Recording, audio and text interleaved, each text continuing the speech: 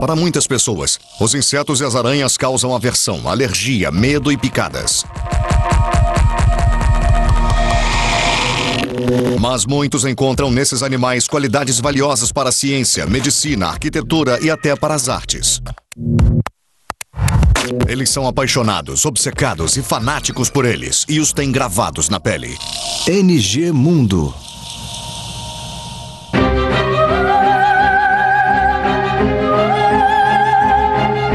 Muitos insetos se tornaram modelos ou aliados para os cientistas.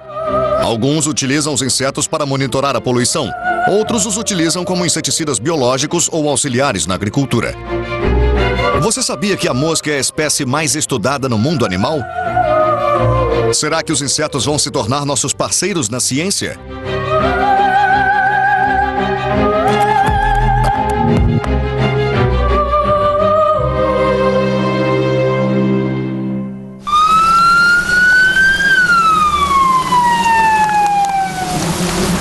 Este homem é perito da polícia. Ele é o pai da entomologia criminal. Ele usa as larvas das moscas ou as moscas para determinar o dia em que a vítima morreu e as circunstâncias em torno dos assassinatos. Os diagnósticos dele são essenciais para as investigações.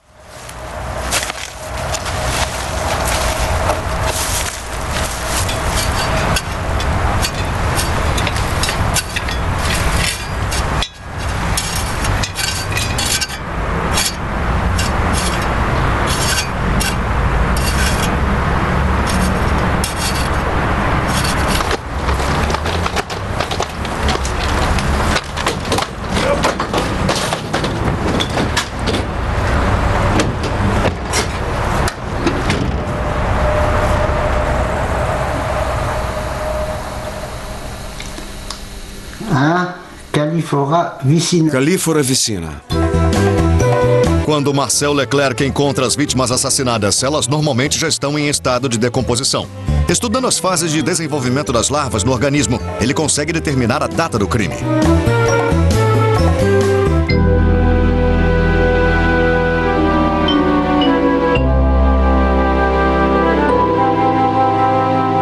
Marcel ajudou a resolver muitos crimes que abalaram a Bélgica nos últimos anos, particularmente os casos de abuso infantil. Com as larvas encontradas nas fraldas das crianças, foi possível determinar por quanto tempo as crianças tinham sido abusadas.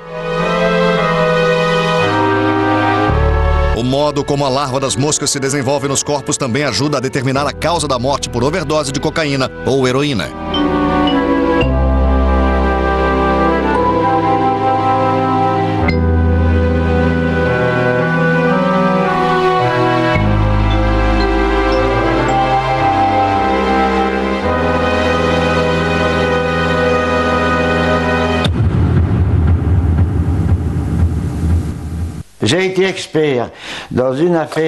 Eu fui perito em um caso que se arrastava mais de um ano. 3.500 pessoas foram interrogadas sem sucesso. E foi a larva de uma mosca encontrada no corpo de uma adolescente, parcialmente carbonizada, que possibilitou determinar o dia exato do crime.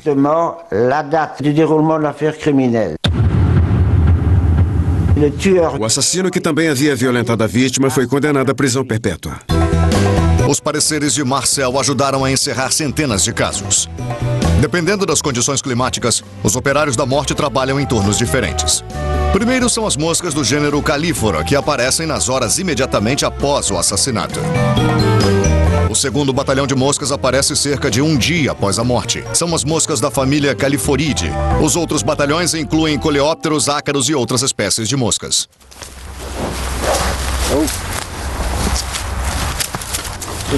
Oi, ok. Tudo bem, tudo bem, tudo bem, tudo bem. Isso são armadilhas para moscas. Com guarda-chuvas molhados, Marcel e a esposa conseguiram montar uma coleção enorme. Il en vient! Il en vient! Olha, dá pra ver perfeitamente. É incrível. Olha só as asas dela. Consegue ver, Marcel? Mas Marcel não é bobo. Para ele, a captura de moscas não é um hobby, mas o único jeito de ter certeza de que vai conseguir identificar todas as espécies diferentes encontradas nos crimes. Embora o cérebro delas não seja maior que a cabeça de um alfinete, as moscas calífora conseguem localizar um corpo em decomposição a quilômetros de distância apenas pelo cheiro. Elas têm uma visão de 360 graus. Dessa forma, elas conseguem encontrar o melhor jeito de pousar no corpo.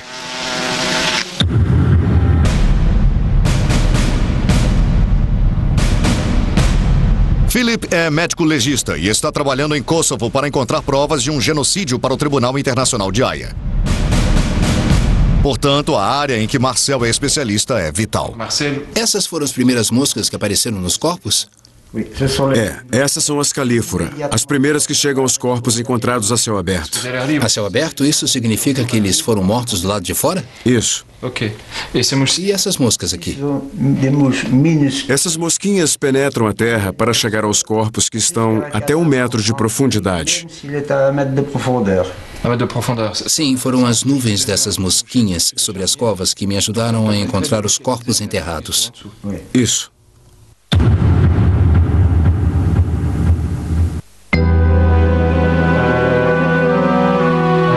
As paredes podem ter ouvidos, mas os corpos têm transmissores.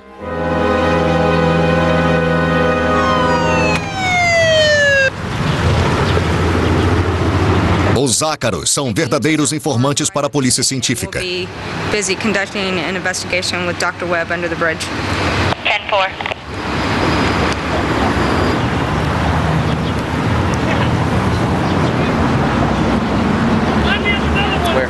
Em caso de homicídio, eles podem fornecer provas enquanto esperam por uma autópsia completa.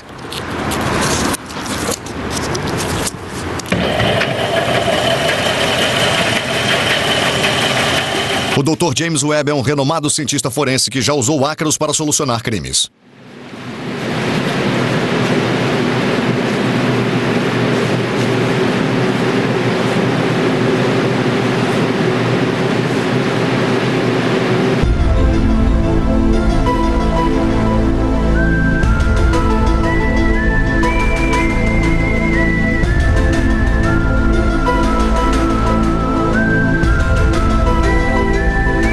Dessa vez, o Dr. James trouxe de volta um trombiculídeo, um ácaro bastante raro na Califórnia. O trombiculídeo, esse monstro, adora lugares em que a pele é fina. Nádegas e áreas comprimidas pelas roupas íntimas, como os seios e a virilha.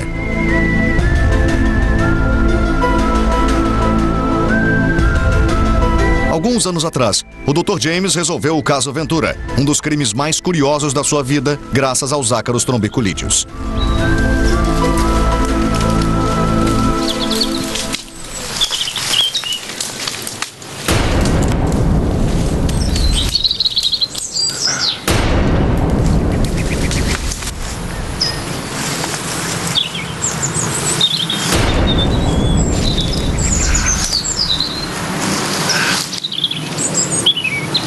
Havia uma chance em 1 bilhão daquele suspeito ter violentado e matado a jovem numa área infestada de ácaros. E quando comparamos com os outros suspeitos, ele foi o único que apresentou mordidas de ácaro. As pesquisas feitas no local e essa informação foram as provas que ligaram o suspeito à cena do crime. Além disso, os trombiculídeos eram raros naquela região.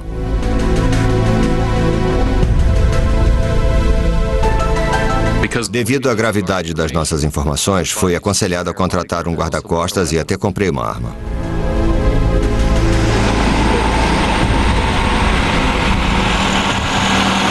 Mania no Nat Geo. Atenção, por favor. Este é um comunicado importante. Uma maleta preta contendo explosivos foi detectada pelas abelhas antiterroristas.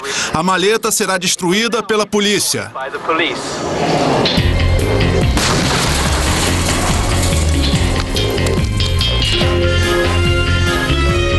Essa ficção está prestes a se tornar realidade. Os insetos estão sendo transformados em verdadeiros indicadores de substâncias ilícitas e detectores de poluição para a utilidade pública. As abelhas são as novas tropas de elite. Elas são treinadas para farejar cartas-bomba, detectar bactérias e vírus em alertas de bioterrorismo e minas nos campos de batalha. Muito bem, Matilde, agora pegue uma amostra. Ótimo. Se puder pegar uma amostra de dentro, sem problemas. Graças ao ar sugado pelo tubo, as abelhas treinadas e presas em uma caixa azul são capazes de detectar de imediato a menor partícula de explosivo. John Wilkins, cientista da Incense UK, a empresa que desenvolveu o sistema, faz uma demonstração para o serviço de segurança no aeroporto Charles de Gaulle, em Paris. Nesta caixa estão os soldados do futuro. Nós treinamos as abelhas para detectar explosivos e a taxa de acerto é incrivelmente boa. Poderia me dizer qual é a reação das abelhas quando elas detectam um explosivo? Quando as abelhas detectam um explosivo, elas prolongam a probóscide, que é um termo científico para a língua. Aqui nós temos um gráfico em tempo real do processo. Quando você vê o prolongamento, é um acerto. E se você vira um acerto assim, significa que você tem que revistar a mala. Existe o risco do passageiro ser picado pelas abelhas? Não, as abelhas estão presas em segurança na unidade de sensor de abelhas.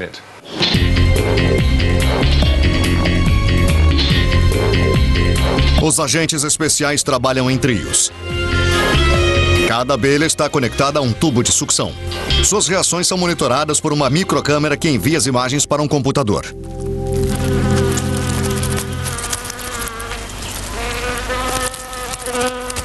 As abelhas memorizam uma quantidade enorme de diferentes odores, em níveis de concentração muito baixos.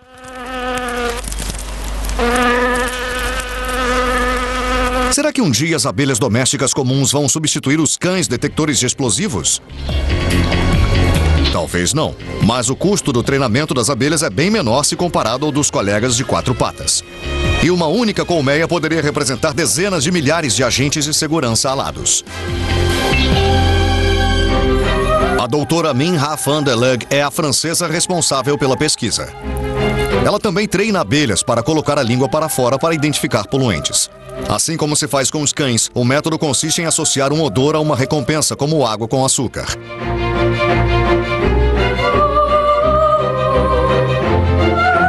Em contato com as flores, as abelhas colocam naturalmente a língua para fora para extrair o néctar. Após o treinamento em laboratório, a abelha faz a mesma coisa quando identifica um odor memorizado.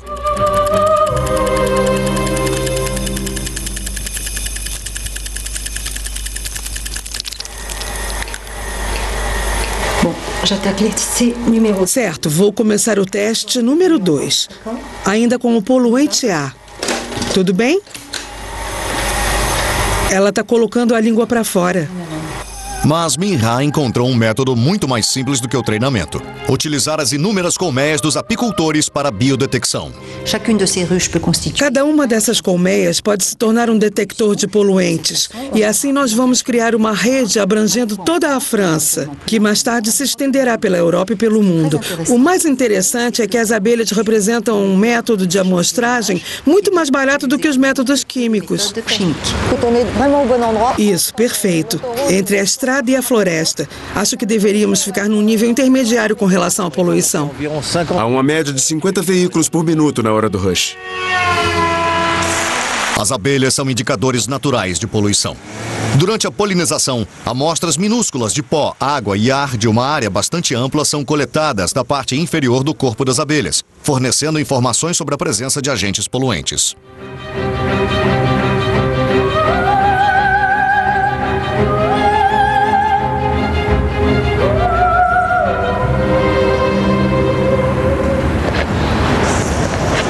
Vou mandar uma amostra de umas 20 abelhas ao laboratório. Vamos ter uma ideia dos níveis de poluição no bairro da Ópera de Paris. Graças aos apicultores que montaram suas colmeias nos centros das cidades, as abelhas vão se tornar bioindicadores da qualidade do ar.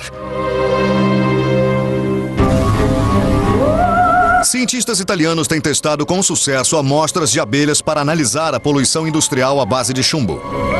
Após o acidente nuclear de Chernobyl, descobriu-se também que as abelhas e o pólen coletado em seus corpos eram bons indicadores de radioatividade.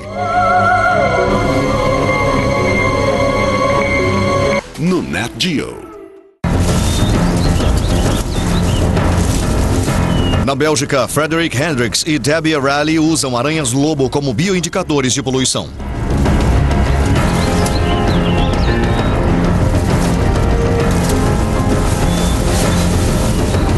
Esses pesquisadores acreditam que a aranha é capaz até de se adaptar à poluição por metais pesados.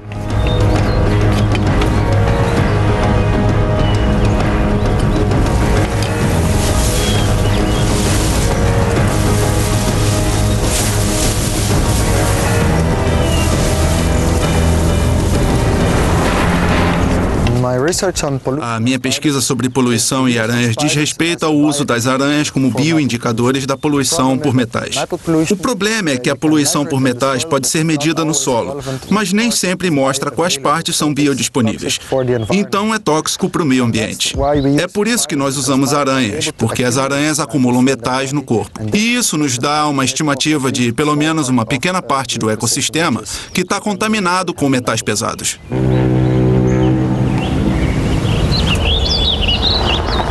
Quantas você pegou hoje? Acho que umas 30. Mas eu não contei todas exatamente. Peguei um macho. E acho que foi o último. Essa é uma fêmea carregando um casulo. Normalmente só vemos no laboratório que elas estão carregando pequenos casulos, porque essa é uma das áreas mais poluídas que nós amostramos juntos. Você se lembra das concentrações aqui? Dos poucos animais, acho que era mais ou menos 100 ppm de cádmio. De cádmio e de zinco, 3 vezes maior que na outra população.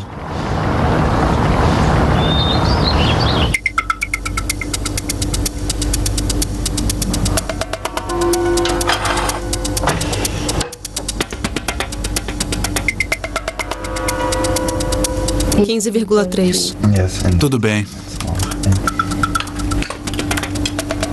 Essa é pequena.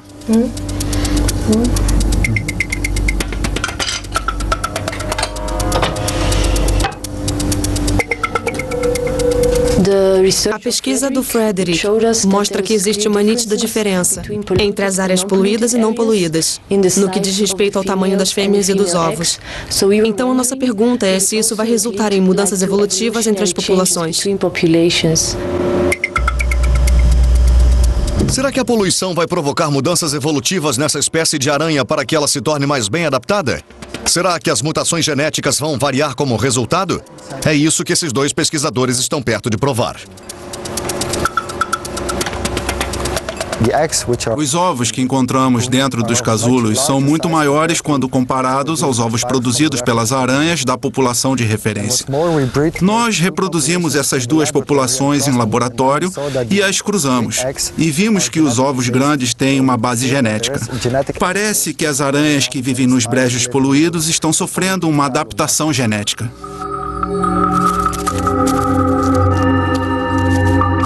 Para melhor demonstrar a adaptação dessas aranhas aos poluentes que as cercam, Debbie realiza um teste simples.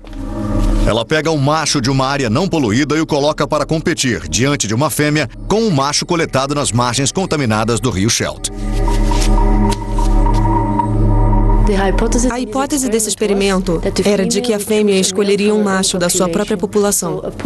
Então, numa área poluída, a fêmea escolheria um macho de uma área poluída, enquanto o macho de uma área não poluída seria escolhido, de preferência por uma fêmea de uma área não poluída.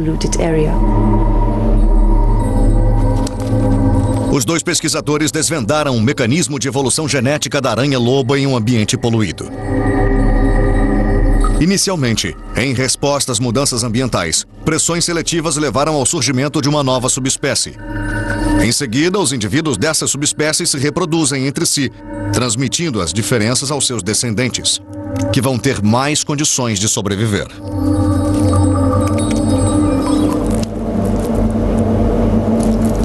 Além de serem bons indicadores de poluição do solo, os insetos também podem ser excelentes agentes despoluentes. Esse foi o caso na Austrália, onde o inseto se tornou o herói nacional na luta contra a poluição por esterco de vaca. Tudo começou há 2 séculos, quando o gado foi importado para a Austrália pela primeira vez. Com o tempo, houve o aumento da quantidade de esterco de vaca e as larvas das moscas encontraram condições ideais para se proliferarem, dando início à invasão.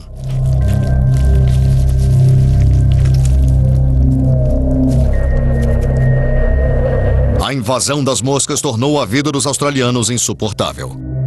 Você gastava horas espantando as moscas dos olhos e do rosto. Era um grande incômodo e as pessoas tinham que aguentar porque não havia uma solução prática para aquilo. As moscas eram um problema tão grande que em várias cidades australianas foi aprovada uma lei proibindo jantares a céu aberto. Hoje essa história é passado, graças às deduções do Dr. Bornemisza. A Austrália precisava de besouros rola-bosta. Mesmo existindo 400 espécies desse besouro, poucas eram nativas da Austrália. Os escaravelhos se alimentam quase que inteiramente de seus amiguinhos florais, mas eles são altamente especializados e cada um é adaptado para se alimentar de um tipo específico de fezes. Assim, o Dr. Bornemisza teve que encontrar o escaravelho certo para a Austrália. Eu viajei o mundo para selecionar a espécie certa e apropriada para as condições climáticas da Austrália. Foi na África que ele acabou encontrando o escaravelho perfeito para se alimentar do esterco das vacas australianas.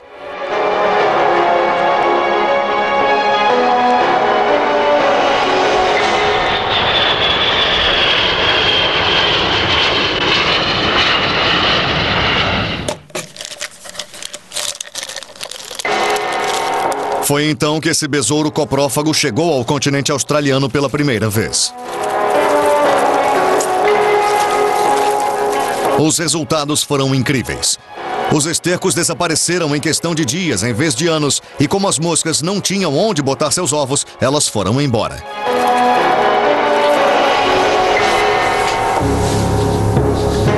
A Operação Escaravelho foi um sucesso. E o Dr. Bornemisza recebeu uma homenagem do mais alto nível pelo seu trabalho.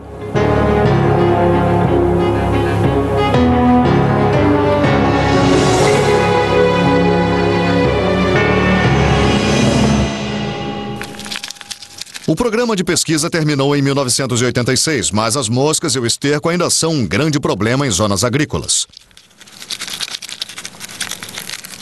John Feehan, ex-colega de faculdade do Dr. Bornemisza, encontrou uma solução. Ele montou uma empresa que distribui escaravelhos.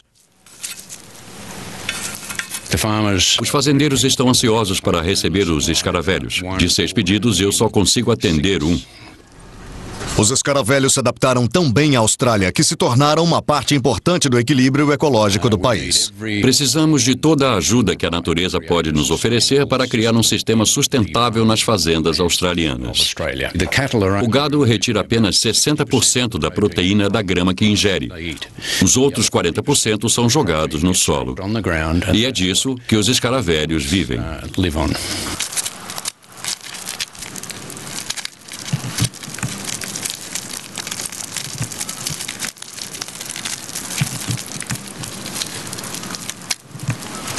Todo ano, John identifica, coleta e redistribui milhões de besouros rola-bosta.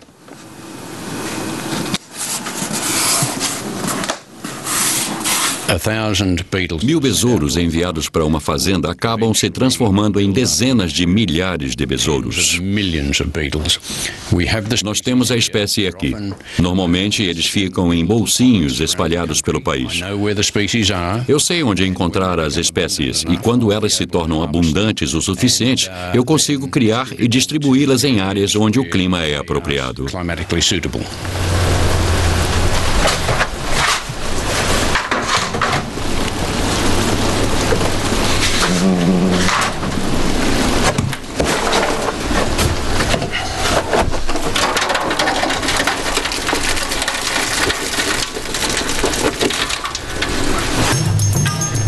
Precisamos de esterco fresco.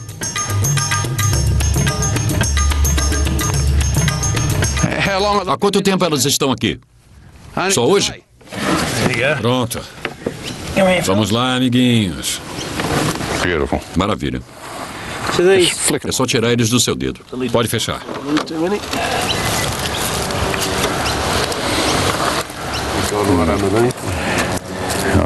Eles vão ficar muito satisfeitos com esse esterco de boa qualidade. Pelo que eu sei, eu sou a única pessoa do mundo que distribui escaravelhos.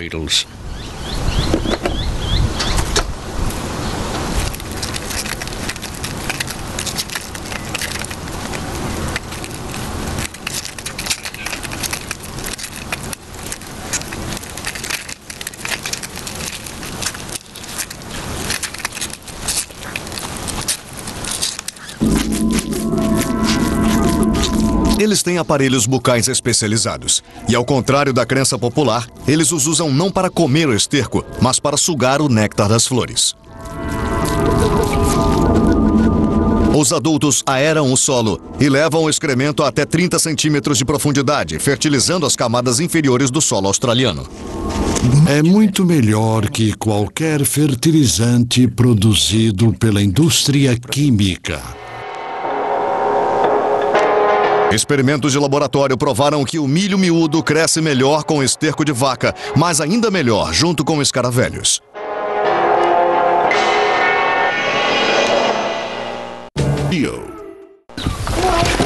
Na África, os fazendeiros utilizam cupins não só para limpar o solo, mas também como recicladores e trabalhadores. É ele? É ele. Tudo bem. É o fazendeiro que usa cupins. É uma honra. É a primeira vez que conheço um fazendeiro que usa cupins. Normalmente os fazendeiros odeiam.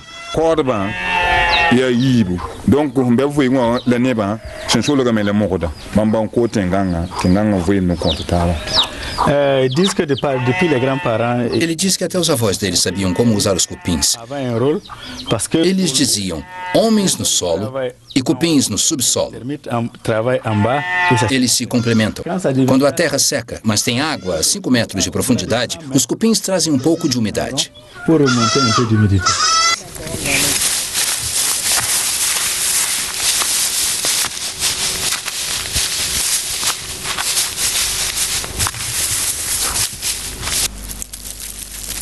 A técnica desenvolvida pelo povo de Sahel usa a gula dos cupins. Eles são atraídos pela palha deixada no solo. Para chegar até a palha, os cupins cavam túneis a partir de seus ninhos, abrindo pequenas galerias. Quando finalmente chove, a água escorre pelos buracos e irriga a terra.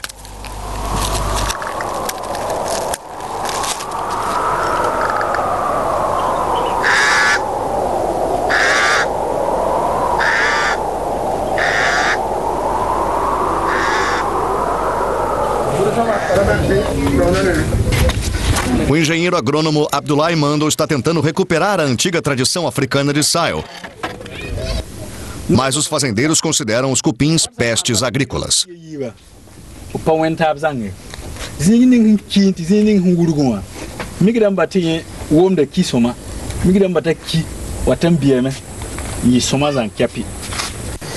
Ici, c'est une situation sans paille, donc sans termites. Aqui não tem palha, então não tem cupins. Aqui tem palha, então tem cupins. Você mesmo pode ver os resultados. Uma vegetação vistosa. Na China, aranhas são usadas para eliminar os parasitas das plantações de arroz. Algumas delas, como as aranhas-lobo, ficam à espera de suas presas e atacam de surpresa. Elas são excelentes caçadoras, daí vem o seu nome. O professor Heng Mei Yang tenta conscientizar os fazendeiros sobre o uso das aranhas em substituição ao uso sistemático de inseticidas. Embora o método pareça rudimentar, os Estados Unidos e a França também começaram a utilizar aranhas como pesticidas naturais para proteger suas videiras.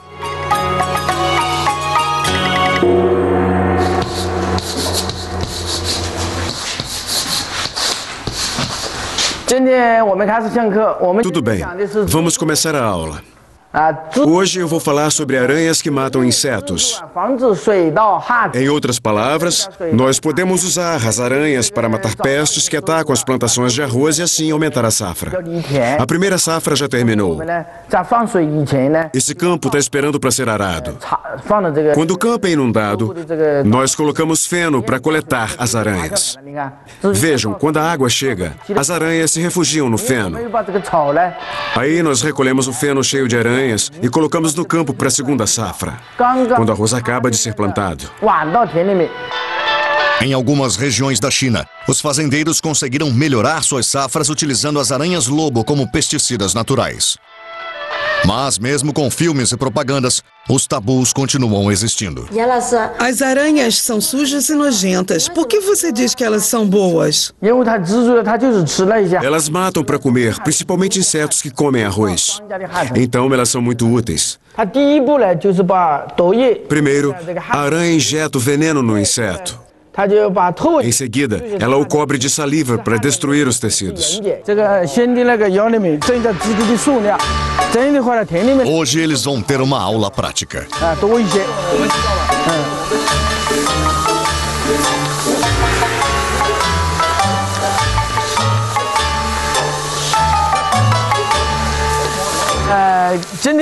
Nós vamos aprender a colocar feno no campo para transferir as aranhas. Façam como eu. Depois vamos pegar o feno e colocar em outro campo para proteger as aranhas.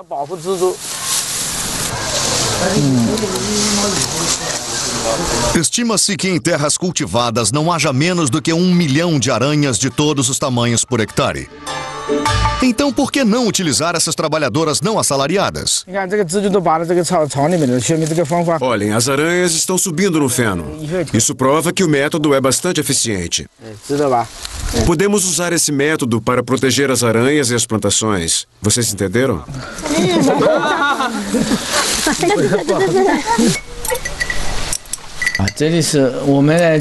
Nos anos 60 e 70, nosso país começou a usar muitos pesticidas para acabar com os insetos parasitas. Os insetos ficaram mais resistentes e a poluição aumentou com as doses de pesticida. Nós sabemos que as aranhas podem combater os parasitas sem prejudicar as plantações. Além disso, as aranhas são abundantes e variadas, por isso devemos usá-las.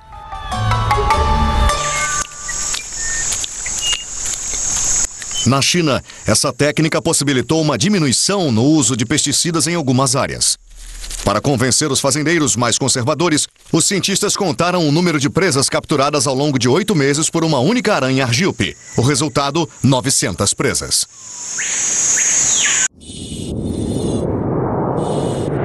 Para entrar em 2012, você pode organizar uma festa fantasia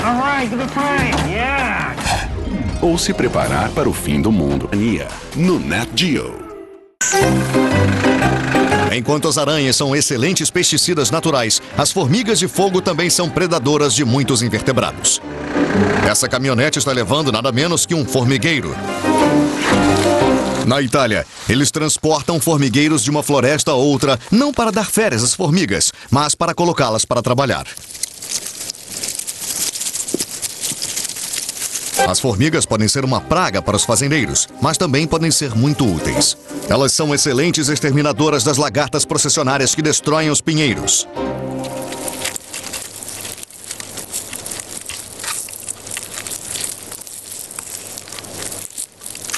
As lagartas processionárias devoram grandes quantidades de folhas de pinheiro, mas felizmente as formigas ficam à espera delas.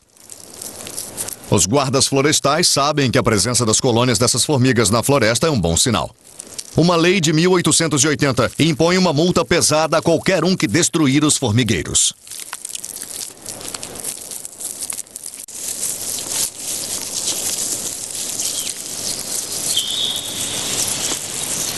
Certo che ormai fa caldo, eh? Guarda lì quanti nidi. Quest'anno ce ne sono proprio tanti. E ormai la processionária é tutta cheia. Para Paolo Ballardini, os pinheiros já estão repletos de lagartas. Sì, Sono tutte giù. Con questa stagione qua sì. Vero? É primavera e as lagartas estão saindo de seus casulos em fila indiana, formando longas procissões. Mas Paolo Ballardini, da reserva de Monte Alto, está observando. Na Itália, desde os anos 50, os guardas florestais têm recolhido formigueiros das montanhas. Mas esses formigueiros estão se tornando escassos.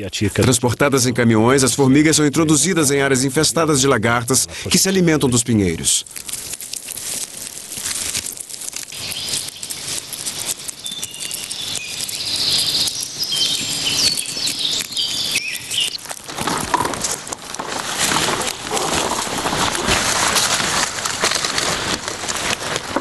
No fim do verão, Paulo coleta as armadilhas para borboletas para ver se as larvas completaram a metamorfose, mesmo com a presença das formigas. 2, 3, 4. Ok, siamo Isso é normal. nella normalità. Guarda, le levature di processionara sono già aperte, le piccole larve hanno già fatto i primi danni.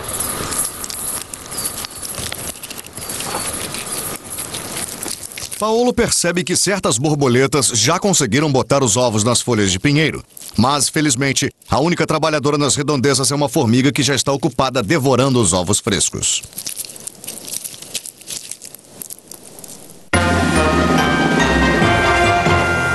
Bem-vindos a Disney World. Aqui os ácaros ajudam os jardineiros. Aqui, os homens também organizam verdadeiras batalhas microscópicas entre as presas e seus predadores. Um mundo fantástico, trabalhando silenciosamente para o prazer do público.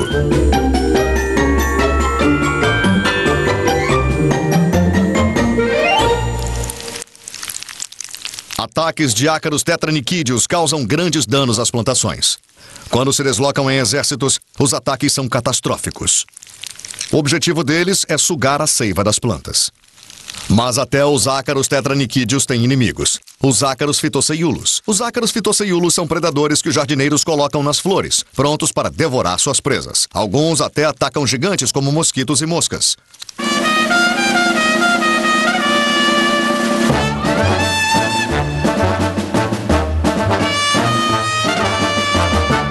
Esses predadores são extraordinariamente eficazes. Sua saliva paralisa e mata a presa, mesmo que nem sempre eles a devorem. Para imobilizar presas grandes, eles atacam em grupo. Na maioria das vezes, as presas são esvaziadas vivas. Os predadores também atacam os ovos das presas protegidos pelas teias. Um massacre.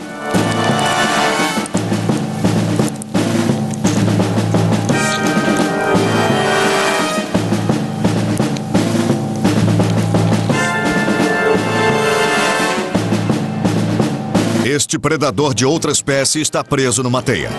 Mas assim que se solta, ele esvazia a presa num instante.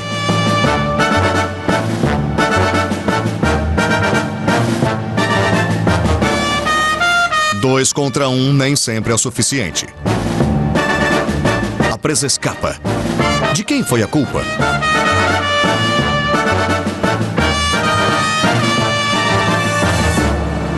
Quando vemos teias nas plantas, significa que elas estão infestadas de ácaros. Mas assim mesmo, não queremos usar pesticidas, principalmente para a segurança dos nossos convidados e das crianças. A gente sabe como elas são, gostam de se meter entre as plantas, de colocar na boca e de brincar com elas. É por esse motivo que não usamos pesticidas, usamos o programa de ácaros predadores. Soltamos ácaros benéficos para lidar com o problema. A razão predador-presa deve ser de 1 para 5. Verificar isso é uma pista de obstáculos. Aqui na Disney World existem 50 mil funcionários, mas nós aqui do controle de pestes empregamos mais de 1 milhão de ácaros predadores por ano, que trabalham noite e dia, se alimentando de ácaros nocivos. Com isso, nós reduzimos o uso de pesticidas em mais de 75%, um número bastante impressionante.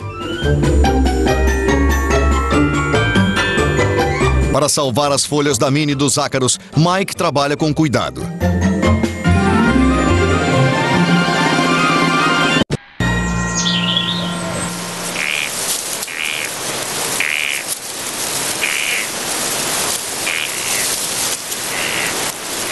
A Europa também usa ácaros mercenários. A Inglaterra lançou o primeiro ataque aos predadores no século XIX.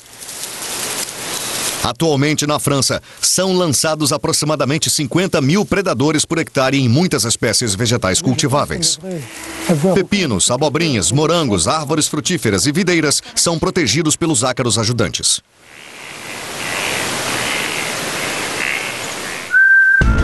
Esses métodos biológicos competem com a indústria química. Algumas culturas nas estufas da França e da Holanda já são tratadas com ácaros.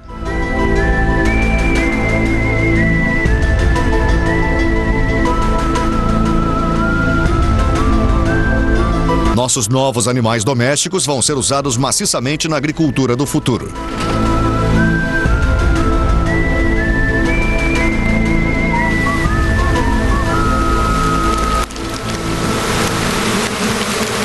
Outra abordagem natural consiste em designar aos insetos um papel completamente inesperado. Assim, em algumas estufas, as moscas têm substituído as abelhas como polinizadores das flores. As abelhas são conhecidas por trabalharem pesado, porém elas têm outras preferências. Quanto às moscas, você pode ter certeza de que elas vão ficar satisfeitas com muitos aromas, até mesmo, e talvez de preferência, um aroma não tão doce quanto ao das rosas.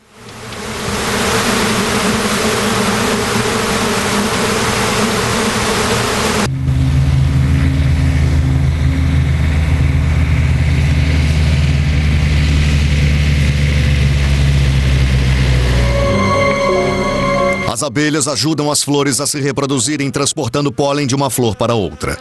Albert Einstein achava que sem as abelhas polinizadoras, o homem teria apenas 4 anos de sobrevivência na Terra.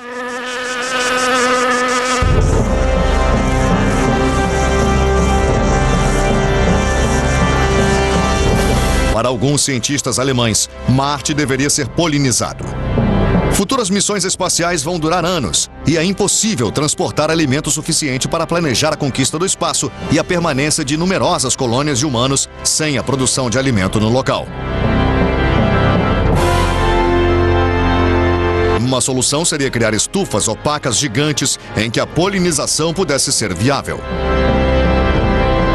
A NASA apoia a ideia de usar robôs polinizadores, o que seria mais propício no momento. Eles já testaram e com sucesso o impacto da microgravidade nas abelhas e a polinização parece ser possível. Quem sabe um dia não haja tomates e campos de papoulas em Marte?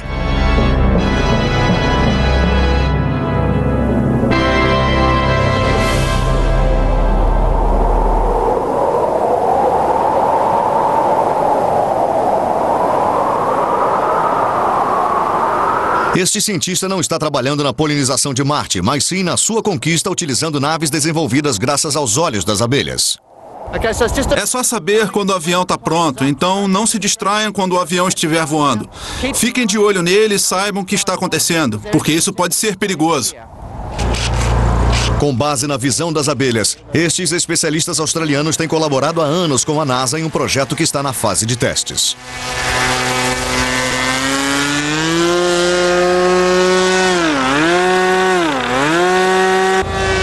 Para onde ele foi agora? Para onde ele foi agora? Tudo bem, vou entregar agora.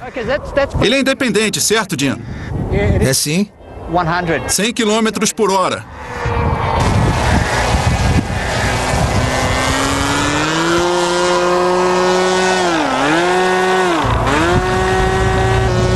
Ah, não. Controla. Para cima, para cima, para cima. O que aconteceu? Não sei, ele não respondeu. Talvez o uso de abelhas robôs em Marte seja possível um dia. Paradoxalmente, as abelhas vão enxergar o planeta vermelho em azul. Na verdade, elas conseguem enxergar todas as cores e os raios ultravioleta, menos a cor vermelha. O professor Srinivazan e sua equipe são os pais do projeto patrocinado pela NASA. Javan, isso não parece uma abelha. Acha que vai funcionar? Ela foi projetada para uma atmosfera bastante rarefeita. Ela vai voar bem rápido, a centenas de quilômetros por hora. Pilotar uma aeronave em Marte controlada pelo rádio da Terra não ia dar muito certo, porque, como você sabe, o sinal demora alguns minutos para sair de Marte e chegar à Terra. E na hora que você visse uma montanha se aproximando, por exemplo, já seria tarde demais, a aeronave já teria batido na montanha. Então estamos usando princípios que aprendemos com as abelhas sobre navegar usando a visão e pilotar veículos automáticos em Marte. O Exército também está interessado nesses princípios. Uma das aplicações dessa pesquisa é usar pequenos veículos voadores que um soldado possa carregar nas costas e lançar de uma colina, por exemplo, para ver se existe perigo do outro lado, em vez de ir até lá e correr o risco de ser baleado. Então, esses veículos vão ajudar a prolongar os olhos e ouvidos dos soldados nos campos de batalha. Embora de 3 a 5 mil lentes nos olhos das abelhas deem a elas uma boa percepção de cores em quase 360 graus, essa não é a característica que o professor Srinivazan está explorando. Ao contrário dos nossos olhos, cada lente dos olhos das abelhas consegue olhar para uma direção diferente. Nessas condições, as duas paredes estão se movendo na mesma direção, à mesma velocidade. As abelhas vão voar mais ou menos pelo meio do túnel. No entanto, se eu desacelerar uma dessas paredes para que as abelhas pensem que a superfície está bem mais longe, para compensar, elas se deslocam mais perto daquela superfície. Então é assim que a gente acha que as abelhas voam pelas fendas, pelo equilíbrio no movimento da imagem dos dois lados. O professor Srinivazan só precisa convencer os seus patrocinadores que tal objeto pode voar graças aos seus estudos sobre a visão das abelhas.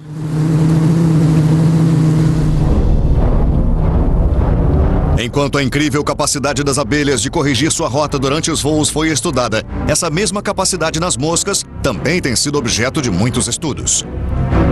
Os olhos das moscas são compostos de centenas de lentes individuais que dão a elas uma visão de quase 360 graus. Apenas os movimentos são percebidos com extrema precisão. As moscas quebram os movimentos como um filme em câmera lenta e conseguem processar 200 imagens por segundo, enquanto os olhos humanos só conseguem processar 12. É por isso que é tão difícil esmagar uma mosca.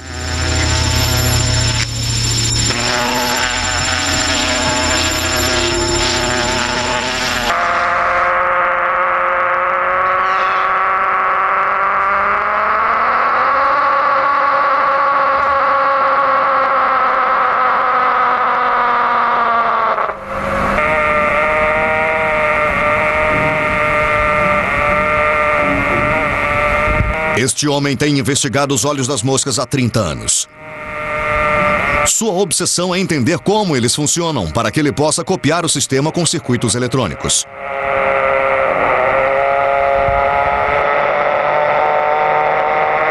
Essa bola em suspensão que a mosca está girando permite que ele registre as atividades dos neurônios da mosca, os circuitos neurais e particularmente os neurônios relacionados à visão. O som que você está escutando vem dos neurônios da visão. O professor Franceschini decodifica um por um para descobrir quais neurônios ajudam a mosca a detectar movimentos e a desviar obstáculos. Ao entender como as moscas enxergam, é possível desenvolver um campo de aplicação significativo, inclusive veículos e aeronaves automáticos e lançadores de satélites. Todos os insetos têm um piloto automático na cabeça para servir de guia. Talvez seja possível desenvolver e instalar isso em todos os tipos de veículo que o homem constrói hoje em dia. Um piloto automático incrível baseado na visão.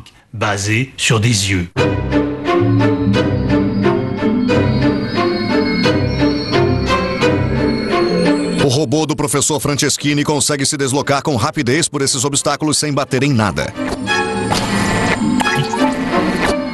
A maioria dos robôs móveis projetados recentemente não utiliza olhos, mas ouvidos sonares.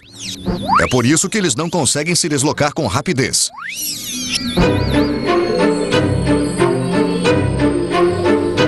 Recentemente, o professor Franceschini terminou o robô Voador 2, um robô que se parece mais com um eletrodoméstico do que com uma mosca. Mas ele promete que sua próxima criação vai ter asas.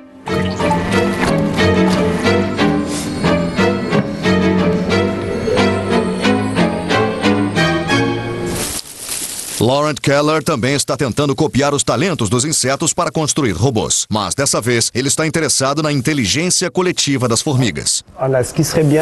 Isso pode ser bom. Viu? Ele está empurrando a pedra com força. Como aqui. Tem dois deles empurrando as pedras. Isso é engenharia das boas. Um robô quebra, mas os outros continuam trabalhando. Isso. Todas as faxineiras poderiam ser substituídas por robôs com cérebros de insetos. Ainda estamos muito longe das primeiras máquinas humanoides. Esses robozinhos foram projetados para trabalhar juntos como as formigas. Dá para imaginar milhares de aplicações para um grupo de robôs. Por exemplo, limpar um apartamento, fazer as tarefas domésticas, ou usar um grupo de robôs para limpar uma zona radioativa. E para isso copiamos o que observamos as formigas fazendo. Agora vamos colocar, digamos, genes de formiga nos robôs para deixar eles evoluírem e ver se trabalham em equipe e fazem coisas que o robô sozinho não consegue fazer.